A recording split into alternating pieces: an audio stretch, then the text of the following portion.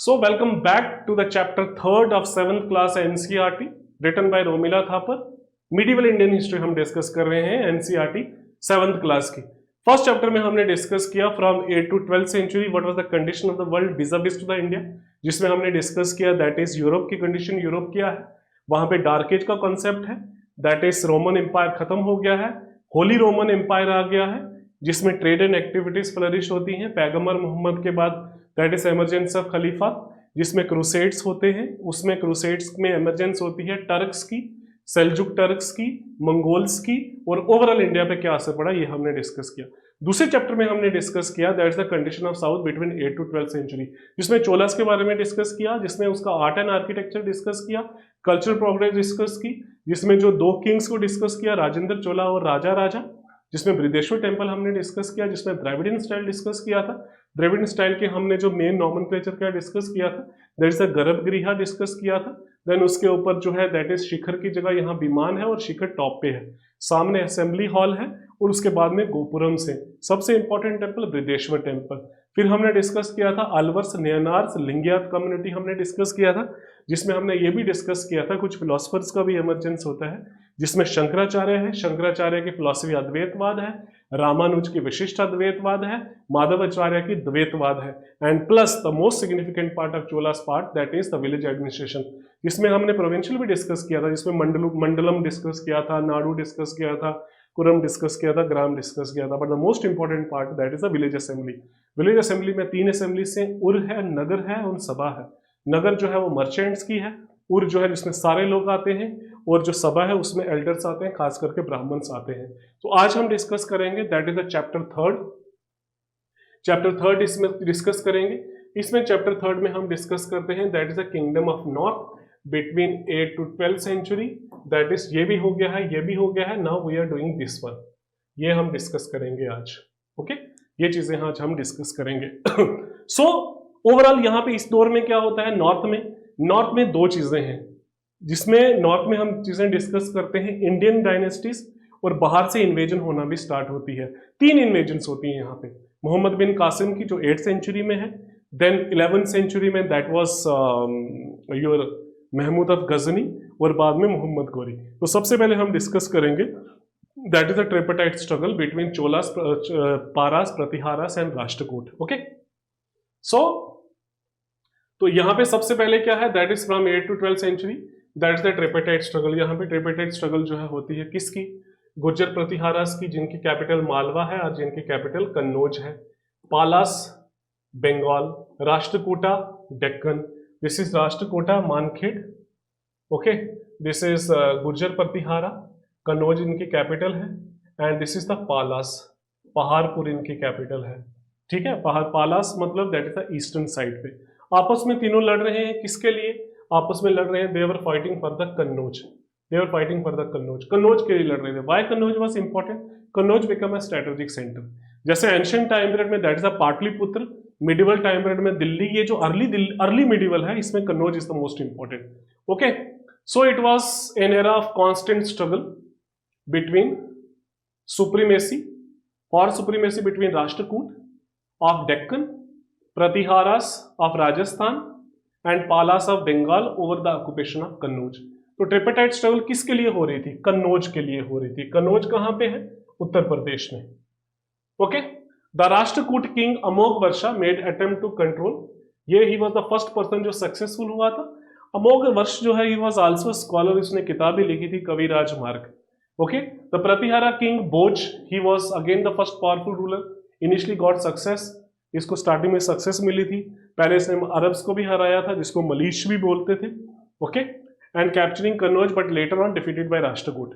और पालास का सबसे पावरफुल रूलर कौन है, Dharmapala. Okay the three kingdoms exhausted themselves in this tripartite struggle for Kannauj. Multiple regions and multiple conflicts were there. By the 11th century, all three had declined. All three का decline हो गया। राष्ट्रकूट के बाद चालुक्यास आए, पालास जो है वो चोला से हारे, ठीक है, सेनास जो है वो राजपूत किंगडम में फ्रेगमेंट हो गया। दिस प्रोलॉन्ग कन्फ्लिक्ट प्रिवेंटिंग, इसकी वजह से ये जो आपस में लड़ते रहे, जिसका रिजल्ट ये निकला कि कोई भी पावरफुल स्ट्रगल नहीं, पावरफुल एम्पायर एस्टैब्लिश नहीं हो सका जो फॉरेन इन्वेजन से जो है वो डट के सामना करे। इसी टाइम पीरियड में जब प्रतिहारास का जब है डिक्लाइन होता है तो प्रतिहारा से और छोटी छोटी किंगडम्स निकलती हैं। That is the rise of Rajput in the western and central India and Rajasthan during this period. Historians believe that some Rajput clans descended from Central Asian tribes and settled after the Hun invasions. They insisted on being the Kshatriya caste, tracing descendant from Solar dynasty, Suryavanshi और lunar dynasty, Chandravanshi. 4 major जो है, जो 5 clans हैं जिसको अग्निकुल राजपूत भी बोलते हैं, वो थे Pratihara, Chauhan, Solankis and Parmars. So this is Parmars, Chauhans, Garhwals, Tomars, Solanki. Okay, तो ये सारा आ गया। तो what I mean to say, according to this NCERT, तो राजपूत के ओरिजिन को लेके बड़ी सारी डिबेट्स हैं, बड़ी सारी थ्योरीज हैं। कुछ लोग बोलते हैं सेंट्रल एशिया से आए हैं, कुछ लोग बोलते हैं हून्स के डिसेंडेंट थे, कुछ लोग बोलते हैं प्रतिहारा किंगडम ही डिवाइड हुई, और एक अग्निकुल थ्योरी भी दी गई है जिसमें यह बोला गया है कि माउंट आबू पे यज्ञ करवाया गया। That is a mythical concept. तो उस यज्ञ से 4 राजपूत क्लैंस निकले, that is Pratihara, Chauhan, Solankis and that is Solankis and Parmars.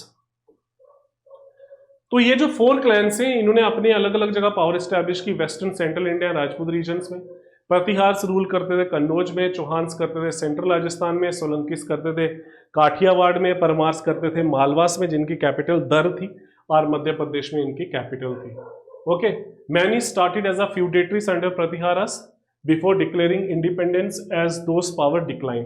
धीरे धीरे इन पावर का राइज होता है। इसके अलावा भी छोटी छोटी राजपूत डायनेस्टीज थी जो नेपाल में मर्ज हुई, कामरूप में हुई, कश्मीर में हुई, उत्काल में हुई, पंजाब वाले एरियाज में हुई, सेंट्रल इंडिया में हुई, जैसे चंदेलास हैं, जैसे गोहिलियास हैं, जैसे तोमार्स हैं, जैसे बड़ी सारी हुई, जैसे राठौर्स हैं।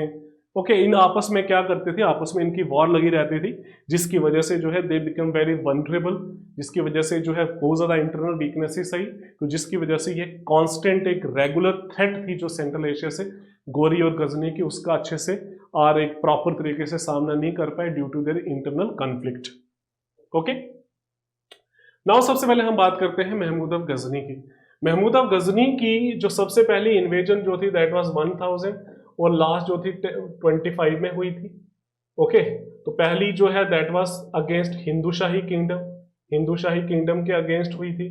ओके, जो सबसे जो इसकी जो पॉपुलर थी दैट वाज 1025 में, वो हुई थी सोमनाथ टेम्पल में। He looted many temples, okay, he destroyed many temples, he looted the extreme enormous wealth of India, so many people were killed. So that was so many reasons why Ghazni came to India.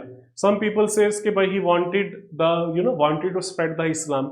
Some people says कि भाई वो इसलिए InvIT करता था because he had an eye for the wealth of India.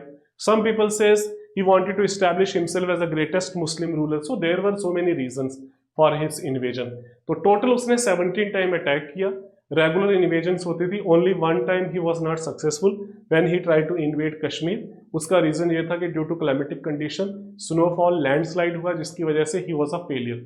Otherwise 16 में से 17 उसकी जो रेट्स थी that was extremely successful. Okay, his main objective was to plunder the wealth of India, gold and jewels from the major Hindu temples. Notable destruction जो है वो Somnath temple की है जो 1025 में हुआ। सोमनाथ टेम्पल उस टाइम पीरियड में it was under Solanki dynasty. Solanki dynasty थी, Bhima was the ruler, okay, of Bhima first was the ruler of Gujarat area. जब सोमनाथ टेम्पल को उसने कनकर किया, सोमनाथ टेम्पल को उसने डिस्ट्रॉय किया। Destroying temples also allowed him to claim the religious merit for destroying idols.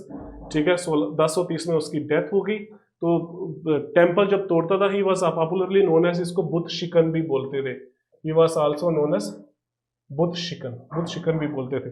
Mahmood of Ghazni के साथ जो है बड़े सारे स्कॉलर्स जो हैं वो भी आए, जैसे for example Mahmud of Ghazni के साथ जो कुछ लोग आए जैसे अल बेरूनी, ये महमूद ऑफ गजनी के साथ आया जिसने किताब उल हिंद लिखी इसने। देन उसके बाद फिरदौसी, इसने इसकी बायोग्राफी लिखी जिसका नाम है शाहनामा। इसका नाम है शाहनामा फिरदौसी ने। जैसे एक और आया उत्बी ने लिखी तारीखे Yamini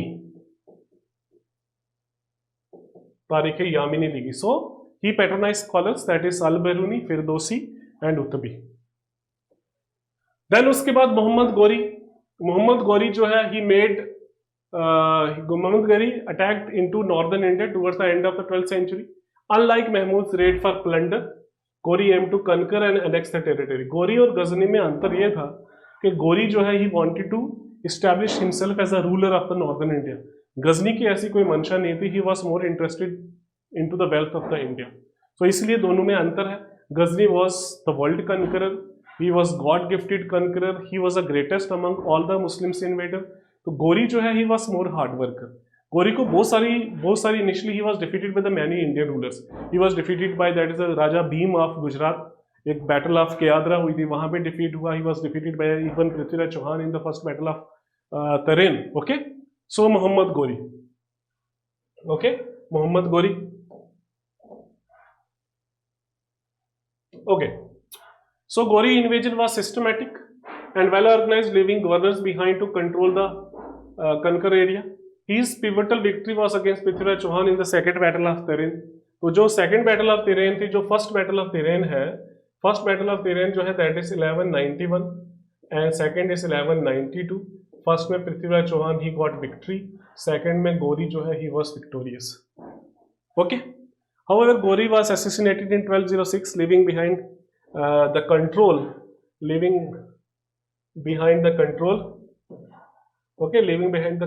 to his Indian territory to the General Qutbuddin Aibak. This marked the beginning of the Turkish rule from Delhi under the slave dynasty of Delhi Sultanate. Okay, so इस चैप्टर में this chapter is very short chapter है और easy chapter है. इसमें हमने सबसे पहले क्या डिस्कस किया? इसमें हमने सबसे पहले हम डिस्कस किया दैट इज अ ट्रिपिटाइड स्ट्रगल जो 3 में थी, दैट इज पालास,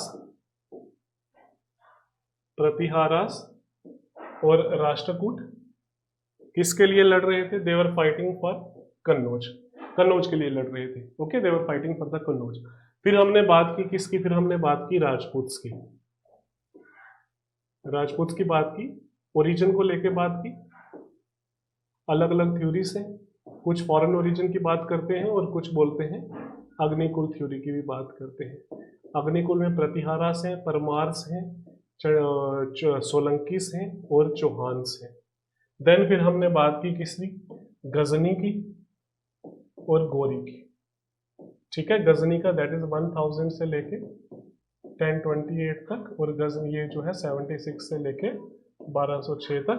और जब इसकी डेथ हुई गोरी की, जब इसकी डेथ होती है उसके बाद यहाँ पे दिल्ली सल्तनत जो है वो इस्टेब्लिश की जाती है under his slave officer, that is Qutbuddin Aibak.